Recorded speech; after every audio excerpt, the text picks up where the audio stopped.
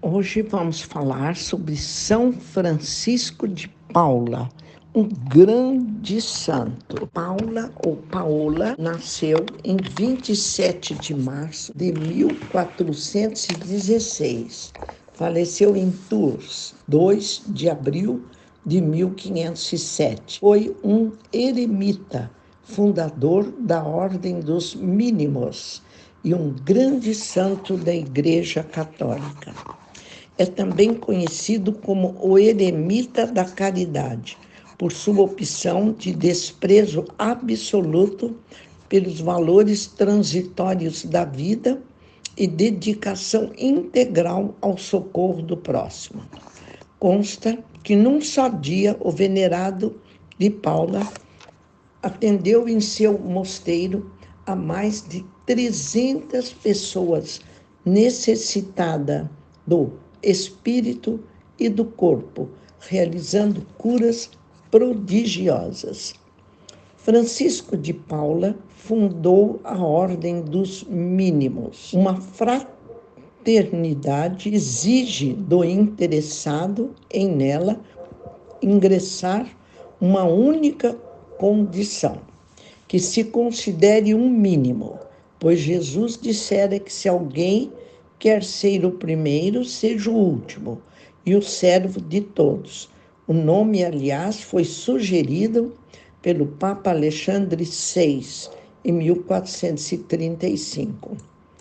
Venerado pelos pobres, pelos reis, pelos nobres de seu tempo, Francisco de Paula deu o exemplo numa época em que prosperavam os abusos eclesiásticos e quando se cultivavam os prazeres efêmeros e subalternos da vida. Por essa razão, foi considerado um missionário especial, por sua capacidade extraordinária de resgatar os mais puros e preciosos valores evangélicos, tal qual seu mais famoso inspirador, Francisco de Assis, que vivera 2 séculos antes dele, o santo analfabeto. Por incrível que pareça, São Francisco de Paula era analfabeto. Mesmo assim, rezava e pregava para todos, e todos corriam até ele para ouvi-lo, por causa do dom da palavra e da grande sabedoria que Deus lhe dera. Biografia. Criado em lar cristão, o exemplo dos pais desempenhou um importante papel na vida de São Francisco de Paula, cujos progenitores eram modestos agricultores, na pequena cidade de Paula, na Calábria. Giacomo, o pai, Tiago em português. Tirava do campo o sustento da família, santificava-se na oração, jejum, penitência e boas obras. Sua esposa, Viena, era também virtuosa, secundando-o em suas boas disposições. Mas não tinha filhos. Pediam-no ao céu, sobretudo a São Francisco de Assis, de quem eram devotos. Prometeram dar seu nome ao primeiro filho que tivesse. O santo de Assis teria se deixado comover, e com sua intercessão, o casal gerou o menino tão desejado. A alegria, entretanto, foi de pouca duração, pois o recém-nascido Francisco teve um abscesso maligno no olho esquerdo, que lhe ameaçava a visão. Giacomo e Viena recorreram de novo ao santo. Seria possível que ele tivesse atendido seus rogos pela metade? Prometeram agora, caso o menino sarasse, e tão logo a idade o permitisse, vestirem-no com o hábito franciscano, deixando durante 1 ano em um convento. Observou-se notável melhora na saúde do garoto. Apareceu-lhe então um frade franciscano, lembrando que chegara a hora de seus pais cumprirem a promessa feita. Os pais aqueceram e levaram o menino com seu pequeno hábito para o convento franciscano de São Marcos, no qual todo o rigor da regra era observada. Francisco, embora não fosse obrigado a isso, começou a observar a regra com tanta exatidão que se tornou modelo até para os frades mais experimentados nas práticas religiosas. Alguns milagres marcaram a vida do frade menino no convento. Certo dia, o sacristão mandou-o precipitadamente buscar brasas para o turíbulo, mas sem indicar-lhe como. Ele, com toda a simplicidade, trouxe-as em seu hábito, sem que este se queimasse. De outra feita, o encarregado da cozinha colocou os alimentos na panela e esta sobre o carvão, esquecendo-se, contudo, de acendê-lo. Foi depois para a igreja rezar e entrou em êxtase, olvidando-se da hora. Quando alguém que passara pela cozinha e vira o fogo apagado, chamou-o perguntando se a refeição estava pronta. Francisco, sem titubear, respondeu que sim, e chegando à cozinha, encontrou o fogo aceso e os alimentos devidamente cozidos. Os frades de São Marcos queriam conservar consigo aquele adolescente que dava tantas provas de santidade, mas ele sentia-se chamado para outra coisa. Findando o ano, dirigiu-se com os pais a Roma, Assis, Loreto, Monte Cassino. Visitaram o Monte Cassino, mosteiro fundado por São Bento. O jovem conheceu a história do patriarca São Bento, sabendo que São Bento ali se estabelecera aos 14 anos para entregar-se todo a Deus. Fez o mesmo propósito. Pediu aos pais que o deixasse viver como eremita. Francisco queria mais solidão.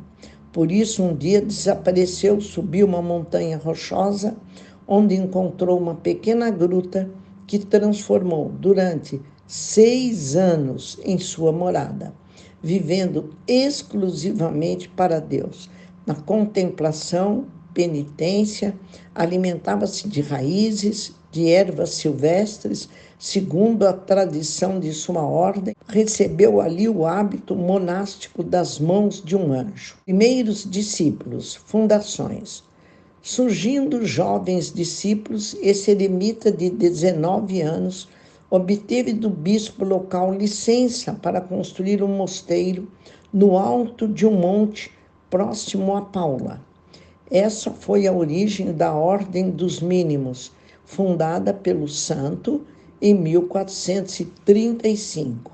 Essa construção, com outras posteriores, constituiu um contínuo milagre, nomeadamente a partir de em Cosenza, da qual foi nomeado superior em 1454, data da sua construção.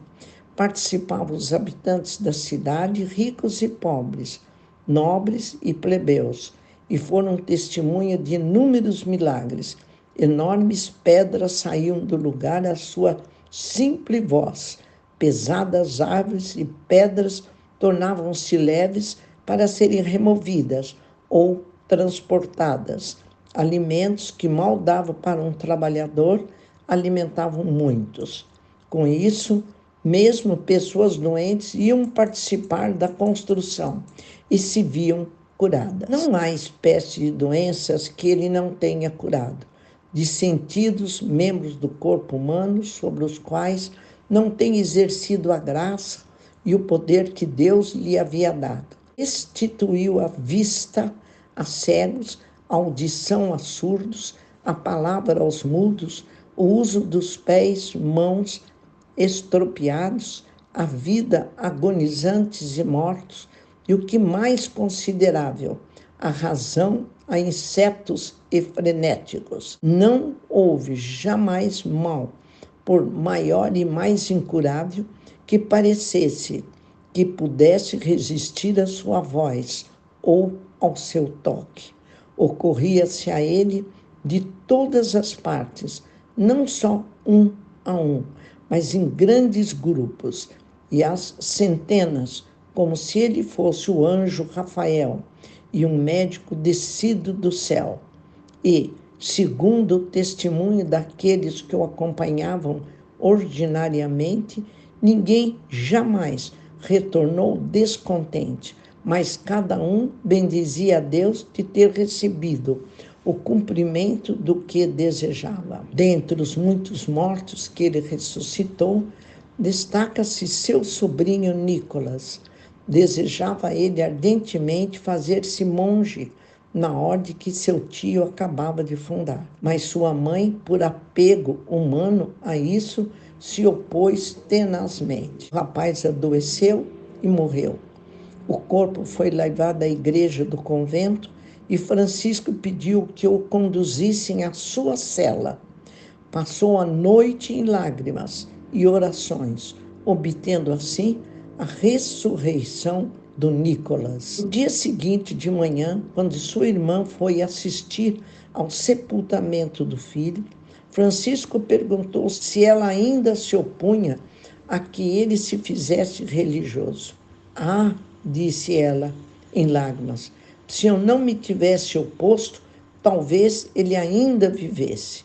Quer dizer que você está arrependida? Insistiu o santo. Ah, sim.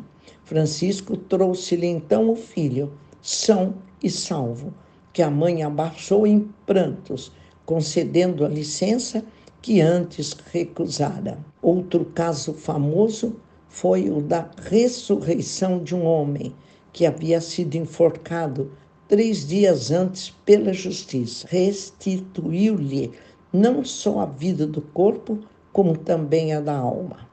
Mas o fato mais extraordinário, e segundo se sabe, só ocorreu com Francisco, foi o de ter ele ressuscitado 2 vezes uma mesma pessoa. Um certo Tomás de Ivre, habitante de Paterno, Calabro, trabalhando na construção do convento dessa cidade, foi esmagado por uma árvore. Levado ao santo, este restituiu-lhes a vida. Tempos depois, caiu ele do alto do campanário, espatifando-se embaixo. O santo restituiu-lhe novamente a vida. Foi durante esse tempo que lhe apareceu o arcanjo São Miguel, seu protetor e da nascente ordem, trazendo-lhe uma espécie de ostensório, em que parecia o sol num fundo azul, e a palavra caridade, charitas, que o arcanjo recomendou que o santo tomasse como emblema de sua ordem. Francisco passava as noites em prece, mal dormindo sobre umas pranchas. Observava uma quaresma perpétua, às vezes comendo a cada 8 dias, sendo mesmo passado uma quaresma toda sem alimento, a imitação de Nosso Senhor. Seu hábito era de um tecido grosseiro que ele portava de dia e de noite, mas que nem por isso deixava de exalar agradável odor. Seu rosto, sempre tranquilo e ameno, parecia não se ressentir das austeridades que praticava, nem dos efeitos da idade, pois era cheio, sereno e rosado. O coroamento de todas as suas virtudes consistia numa admirável simplicidade. Ele era bom, franco, cândido, servical, sempre disposto a fazer o bem a qualquer um. Foi este espírito que ele comunicou a seus filhos espirituais. Ele era dotado do dom da profecia. Segundo seus biógrafos, dele se pode dizer, como do profeta Samuel, que nenhuma de suas predições deixou de se cumprir. Assim profetizou que os turcos invadiriam a Itália, como já havia predito que tomariam Constantinopla. Os demônios não podiam resistir-lhe, e foram inúmeros casos de possessos que ele livrou do jugo diabólico. Embora analfabeto, pregava com tanta sabedoria que pasmava a quem o ouvia. E como tinha em grau heróico a virtude da sabedoria e as virtudes cardeais, prudência, justiça, temperança e fortaleza, brilhavam elas em seu modo de ser e agir, como também em suas palavras. Por isso, sem o menor constrangimento, podia conversar e dar conselhos a papas, reis e grandes deste mundo. França. A fama de suas virtudes chegara até a França. São Francisco, entre outros grandes carismas, era dotado de uma graça especial para obter de Deus o favor da maternidade para mulheres estéreis. Muitos milagres desse gênero, alguns em casas reais ou principescas, foram relatados no processo de canonização do santo em Tours. Suas devoções particulares consistiam em cultuar o mistério da Santíssima Trindade, da Anunciação da Virgem, da Paixão de Nosso Senhor, bem como os santíssimos nomes de Jesus e de Maria.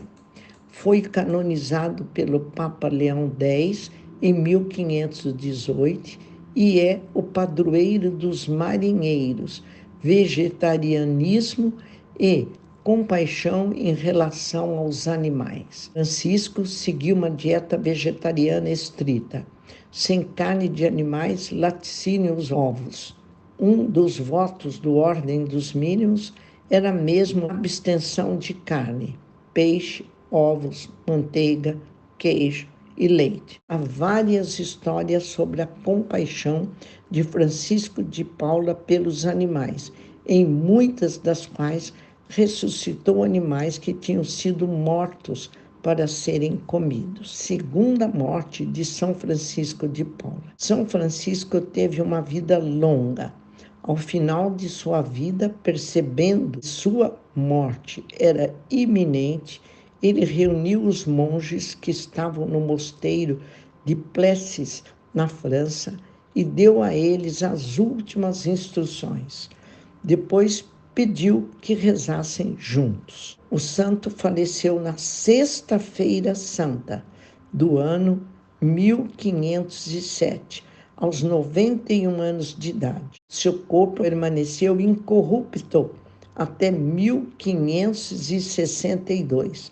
Nesse ano, durante as guerras de religião, os protestantes calvinistas, como o santo havia predito, invadiram o convento de Plessis, onde estava enterrado, tiraram seu corpo do sepulcro e, sem se comover de vê-lo em tão bom estado, queimaram-no com a madeira de um grande crucifixo da igreja. Assim, o santo, praticamente martirizado depois de sua morte.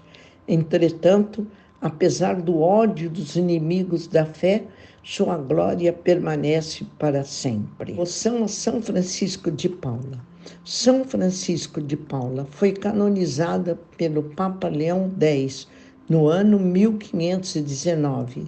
Em 1943, São Francisco de Paula foi declarado padroeiro dos marinheiros e dos casais que querem engravidar, pelo fato de ele mesmo ter sido concebido depois de muita oração de seus pais.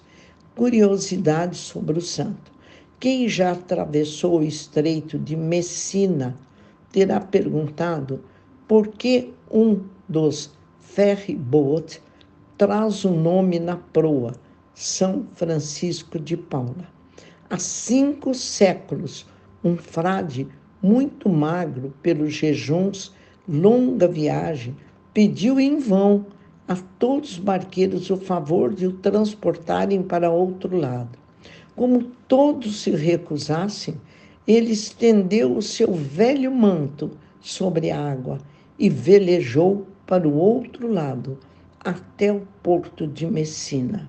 O prodígio valeu ao frade a fama de milagroso e, no futuro, o título de santo padroeiro dos marinheiros. No Brasil, São Francisco de Paula é padroeiro de Pelotas e da Arquidiocese Metropolitana de Pelotas, sendo sua catedral metropolitana consagrada em sua honra. São Francisco de Paula foi o motivo da construção da primeira capela na região de descoberta de ouro, em São Paulo, em Minas Gerais, dando origem ao povoado chamado inicialmente São Francisco de Paula de Ouro Fino. É que São Francisco de Paula havia igualmente previsto para o reino português a descoberta de novas terras, com enormes riquezas, e aqueles navegadores bandeirantes e descobridores homenageavam e agradeciam naquelas montanhas a precisão e o acerto. A atual cidade de Ouro Fino guarda sua devoção, onde uma basílica ao santo milagreiro continua a antiga tradução da fé de seus povoadores. A bandeira da cidade, ao lado das bateias de ouro, leva o lema do santo padroeiro, Charitas. São Francisco de Paula também é padroeiro das cidades paulistas de Dobrada e Narandiba, além de uma cidade do Rio Grande do Sul, outras em Minas Gerais que levam seu nome. A cidade mineira de Monte Santo de Minas tem como padroeiro São Francisco de Paula e uma bela igreja matriz em sua homenagem, assim como da cidade de São Francisco de Itaboana, no estado do Rio de Janeiro. São Francisco de Paula, rogai por nós. Oração a São Francisco de Paula. Ó Deus, só vós sois santo, e sem vós ninguém pode ser bom.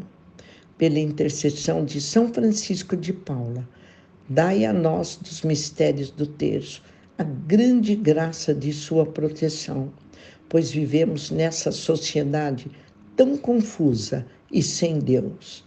Contamos com vossa bondade para nos proteger e lembrar de nossos familiares e nossos irmãos doentes. Assim, vivermos com Cristo e continuarmos em vossa glória.